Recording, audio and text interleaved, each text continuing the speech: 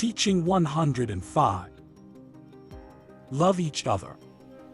1. With this word you will make a book that will remain on earth, so that men may find the path of spirituality. Many of them will deny this truth, but many will also affirm that what it says is true. 2. From generation to generation they will manifest themselves larger and clear gifts of the Spirit, and those facts, arising even in the most skeptics and unbelievers, they will be the testimony of the truth of what to you I announced in the past and I came to confirm to you in this time. 3. Do you see how intensely my word has vibrated in this time, communicating through the speaker's brain? Well, you cannot imagine the greatness of communication from spirit to spirit when it reaches its fullness. 4. Do you marvel at hearing the description of a vision through clairvoyance or the prophetic force of a dream? Truly I tell you, you have just begun to glimpse what others will see in the future. 5.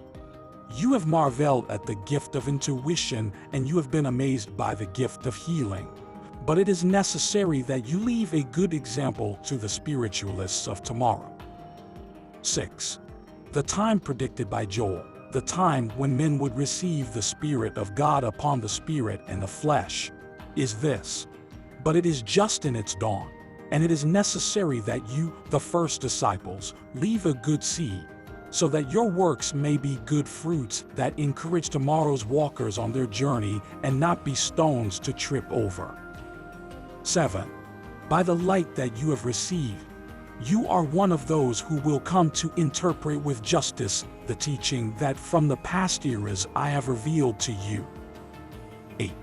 The analysis that you make of my word and the fulfillment that you give it will be the best spiritual work that you leave for generations to come. They will thank you and I will bless you. 9. You, first in this age, will be staffs, guides and guardians of the last and will enjoy the fruit of your mission. 10. Live to save your brothers, and I will save you. Cast your boats into the sea and go in search of the shipwreck. And if you see that the waves rise and threaten, pray, and instantly you will feel the mantle of my peace on your spirit. 11. Disciples. Do not think that only in the bosom of the people of Israel did my envoys, my prophets, foreigners and enlightened, because you would be denying many emissaries of mine to whom I have sent messages of light, of peace and of love to different places on earth. 12. Humanity is the land where I sow the seed of love, which was watered with divine dew, so that when the seed of my word arrives, it will find a suitable field to bear fruit. 13. Whenever some revelation is about to enlighten men, I have sent them forerunners or prophets to prepare them so that that light can be contemplated by them. But do not believe that they are only mine, those who bring messages to the Spirit, no disciples. Everyone who among humanity sows from the well in any of its forms, it is sent by me. 14. You can find these emissaries in all the paths of your life, the same in religions, as in the sciences, among the men who govern or those who impart good teachings. 15. The true servant of mine never strays from the path that he must travel. He prefers to die on the path than go back. His example is a seed of light in the lives of his companions, and his works are examples for others. If humanity knew how to understand the messages that I send it through them, but it is not so, because there are many men who, having delicate missions in the world, divert their gazes from those great examples to take the path that best suits them. 16. You have rulers in whose hearts justice and magnanimity are not harbored to govern their people, because they are after the petty ideal of power and wealth. Men who call themselves my representatives and who do not even know love towards their kindred. Doctors who do not know the essence of their mission, which is charity. And judges who mistake justice for revenge and use the law for evil purposes. 17. Everyone who twists his path, diverting his gaze from that light that he carries in the beacon of his consciousness, does not imagine the judgment that he is preparing for himself. 18. There are also those who have taken missions that do not correspond to them, and who with their mistakes are giving evidence of lacking all the necessary gifts to carry out the position that they have assumed by themselves. 19. Thus you can find ministers of God who are not, because they were not sent for it. Men who lead people and are not capable of leading their own steps. Teachers who lack the gift to teach, and that instead of making light, they disturb the minds. Doctors in whose hearts the feeling of pity before the pain of others, ignoring that the one who truly possesses this gift is an apostle of Christ. All my institutions have been desecrated by men. But it is already here, the time has come for all his works to be judged. That judgment is mine whom it corresponds to do so. So I tell you, watch and fulfill my precepts of love and forgiveness. 20. I have told you that you are part of the people of Israel, the possessor of the divine seed. Well, get ready that you may be worthy of carrying in your storehouse the seed of love, peace and light. 21. Meditate on the lessons that I have taught you on this day, so that you do not deviate from the path that I have traced, usurping positions that do not correspond to you, and so that you do not misuse your gifts. Because if after all you have heard in my lessons, you fell into the errors that I have pointed out to you, your judgment will have to be more severe than that of the one who, during his life, did not know a teaching with the light that this one contains as you have received. 22. Beloved people, multiply, persevere, and fulfill your mission. 23. I have lit a light on the path of the Spirit, so that it does not get lost and comes firmly on the path, like a sheep that knows where the fold is. 24. That light, which is that of spiritual knowledge, illuminates the gap and discovers the wolf when it lurks between the undergrowth. 25. Not all men come by the safe path. There are many lost on the way, wandering travelers, living aimlessly. When I cross their path and I ask them, "Where are you going? What or who are you looking for?" They, bowing their heads, they say to me, "Master, I don't know where I am going, where my steps are leading me, or what I search." So I said to them, "Follow me," and that single word, penetrating their hearts, was enough to ignite a light of hope, a flame of faith that has revived you to come after my footprint. Because from the moment they got up to follow me, they felt an unknown force that has not abandoned them for a moment, making them feel absolute confidence in their destiny. 26. I want you to know, all of you who are listening to this word, that by inviting you to walk along this path, I offer you in it only spiritual satisfactions and joys, but also tests, lessons, and trials.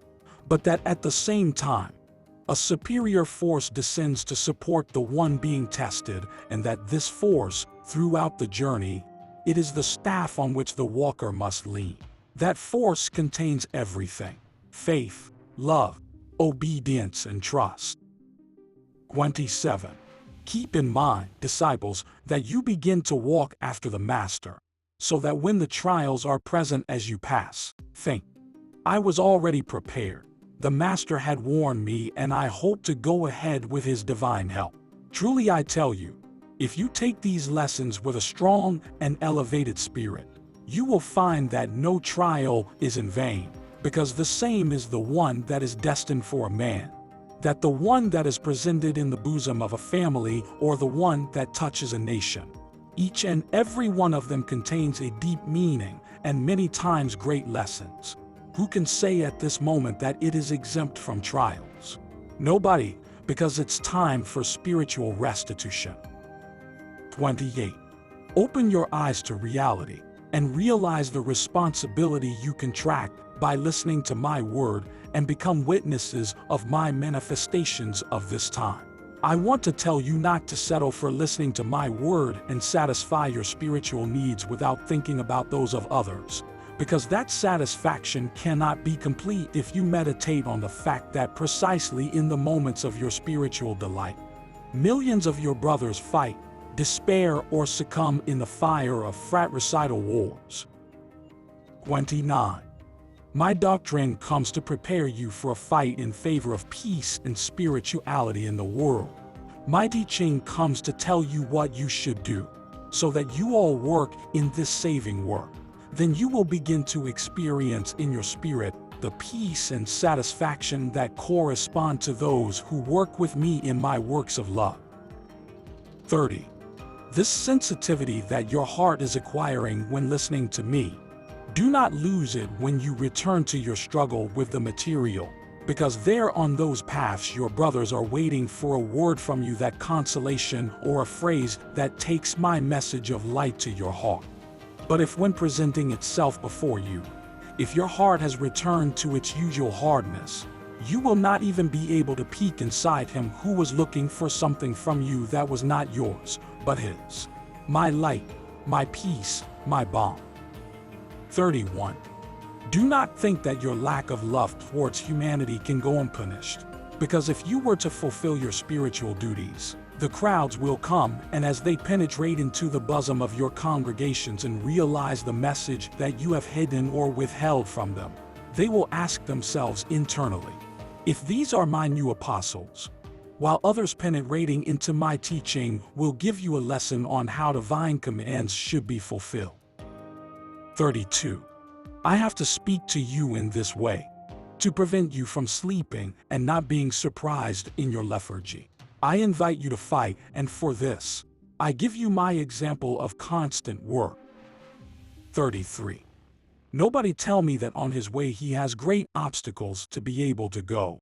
Because if you believe that the leaf of a tree moves not if it is not by the will of the Father, you must understand that above what you call obstacles, you must carry out your mission. 34. Do not harbor the belief that just by going to these places you are fulfilling your spiritual mission, or that just by talking about my doctrine you have already served me, because your field of action is so wide and full of opportunities to practice love on your way, that you will not have to strain to find propitious occasions to sound. But you have not noticed all this, and that is why you say that you have many obstacles to be able to fulfill, because you have not analyzed everything that your spiritual mission comprises. 35. Love, serve, be useful, save and console. Make your life a beautiful example, a beautiful and practical lesson, so that you may be imitated. Then you will be shedding spiritual light on your brothers. Speaking of my doctrine, you will fulfill the mission of sowing the seed of spirituality, but do it with humility, taking into account that every work that contains vanity will be a vain seed that will never germinate. 36. I assure you that if you act in your life with the discretion, sincerity, and rectitude that I advise you, the hard hearts of whom you speak to me in your prayer will soften, moved by your virtue, and you will come to the conviction that for the performance of this mission, the elevated spirit will never find obstacles, because it will be above all the trifles of this life. 37. Never think ill of those who do not love you, nor get exasperated with those who do not understand you, since even the most intimate feeling you have towards your fellow men, you will transmit it to them with your thought. 38. At this time I offer you so many facilities so that you may be my disciples, that you have no need to leave your parents, wives, or children to go in search of lands where to spread my teachings, nor to preach out loud in streets and squares, nor fear that at the end of the day, the scaffold will hopelessly wait for you. That way I and my apostles walked, but that blood cleared the path so that the new disciples would not stumble in it. You just need to understand the meaning of this message to put it into practice, applying it to your life in a simple way, so that you may truly live my word. 39. I have given the Spirit power over the flesh, so that it may triumph in the tests and reach the end of the road. But the fight will be great, because since man was formed in the world, the only kingdom in which he believes, the harmony that should exist between him and everything around him, was broken. From his proud throne, he would like to submit everything to the power of his science, and impose his will on the elements and natural forces. But he has not succeeded, because long ago he broke his ties of friendship with the spiritual laws. Now, when I have told these people that the elements can obey them, there have been those who have not believed. And I tell you that they are right to doubt, because nature will never obey those who ignore, desecrate, or mock. On the other hand, whoever knows how to live in accordance with the laws of the spirit and the flesh, that is, who lives in harmony with everything that surrounds him, that one, throughout his life, will identify with his Creator, making himself worthy that the elements of nature serve and obey him, as befits every child who knows how to obey his Father, the Creator of all that exists. 40. I have not said that this people has reached the elevation necessary to perform these miracles, nor that it is already achieving harmony between the material and the spiritual. I only inspire you to seek that goal through spirituality. 41. Sometimes to encourage you in your faith and prove to you the truth of my words, I perform these works before you which you call miracles and prodigies, and which are only the reward for those who know how to penetrate the universal harmony, even if it was for a moment. 42. The history of the first men who inhabited the earth was passed from generation to generation until it was to be written in the book of the first era. It is a living parable of those first beings who inhabited the earth. Their purity and innocence allowed them to feel the caress of Mother Nature. A warmth of friendship existed between all beings, and a complete brotherhood between all creatures. Later human passions were driving men away from that light, for which they were forced to seek through science what they had lost through their lack of spirituality. Thus has humanity arrived until these times when, to survive, it has had to steal from the elements and forces what is necessary for his life. 43. I neither forbid you to study science, nor condemn it. I just wanted the men to understand through my doctrine that there is a science greater than the one they know and which can be achieved through love, which is the essence of almighty teachings. 44. Humanity.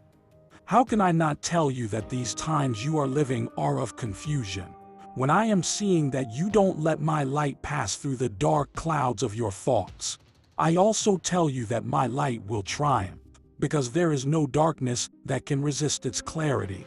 Then you will understand that I have not nor ever abandoned in the hour of testing. 45. Many peoples have fallen to the bottom of the abyss of materialism, and others are yet to fall. But the pain of its fall will awaken them from their deep sleep. 46. It is those nations that, after a time of splendor, rolled into the abyss, to sink into the darkness of pain, vice, and misery. It is not our people, but all humanity, the one who blindly runs towards death and confusion. The pride of the peoples will be touched by my justice. Remember Nineveh, Babylon, Greece, to Rome, to Carthage. In them you will find profound lessons of divine justice. 47. When men, by wielding the scepter of power, have allowed their hearts to be filled with impiety, pride, and insane passions, dragging their peoples to degeneration, my justice has drawn near to strip them of their power.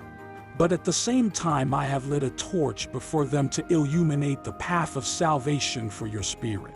What would become of men if, at the time of their trials, they were left to their own devices? Look, all those towns, which yesterday were great and today are in ruins. They will bloom again, but it will not be the pride and ambition of earthly greatness that will raise them up, but the ideal inspired by justice and in the virtue that mighty teachings pour out. From its rubble will rise new nations, and on the ruins of their temples and their idols will raise the true worship of their God. 48. Pride has been humbled and sin has been washed away with pain. But do not forget that there is still much to do. Remember that no matter how pure the life of men on earth becomes, this planet will never be the eternal dwelling place for the Spirit, because whoever believes that will have misinterpreted my word, or will be ignoring the true meaning of life. 49. This world will always be the fleeting abode of the Spirit, such a part only on the path of its restitution, of its evolution and improvement. It is another life that awaits you to guard you eternally. 50. The sick, the defeated, the poor in spirit come to my presence, and while some bless my will, others rebel against pain and attribute their sufferings to divine punishment or to injustices of fate. Then it becomes necessary for me to come to take you out of ignorance, discovering for you the bottom of the truth. 51. When you dwell in the flesh, your spirit comes to purify stains from past lives, and it has become necessary to reveal all this to you, so that you may bear with patience the sufferings of the earth. 52. From the beginning of humanity, there has been the reincarnation of the Spirit as a law of love and justice, and one of the ways in which the Father has shown His infinite mercy. Reincarnation is not only of this time, it is of all times. But do not think that it is until now is this mystery. From the earliest times, the intuition about the reincarnation of the Spirit existed in man.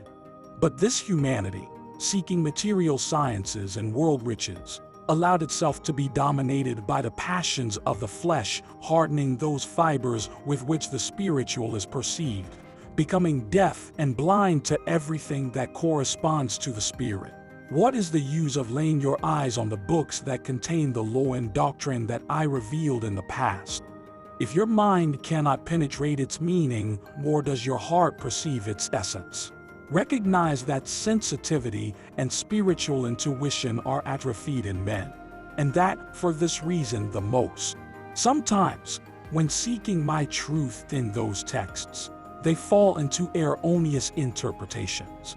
They have the light in front of their eyes, but instead of penetrating to the bottom of the lessons, they stop at the letters, that is, at the outer form, with which they are frequently confused. But I am already here, to make light in the mysteries and in the darkness like this, to save you from confusion and errors. 53. Blessed are those who have called me, because with this they have demonstrated their desire for love and to know. They have seen how my charity helps them. But you must understand that everything you want to know at this time, you will not be able to obtain it in an instant, because it is necessary that you pray, meditate, and live my teachings, so that you arrive to possess what you yearn for. 54. Like the man who seeks the light of knowledge in nature, as the man who seeks my wisdom in the spiritual revelations, you will have to walk on your own foot the path where you will find all those truths that you cannot find on other trails.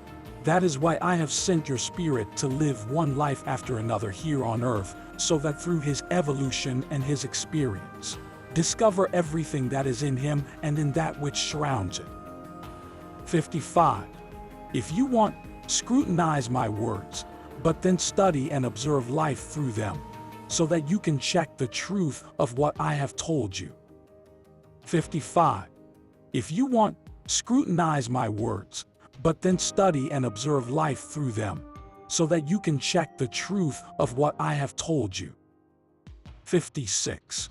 There will be times when it seems to you that there is a contradiction between what I am telling you today and what was revealed to you in the past times, but there is none. The confusion belongs to men, but they will all come to light. 57.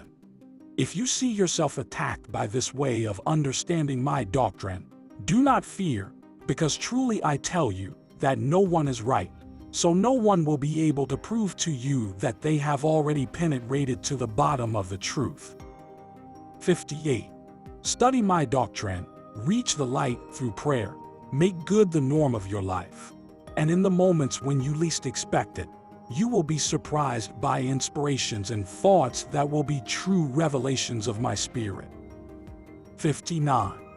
When you feel that my inspirations come to you, show yourselves humble, so that you never believe yourself greater than the others, and so that you try to participate in the light to your brothers, with that same love with which I have sent it to you. My peace be with you.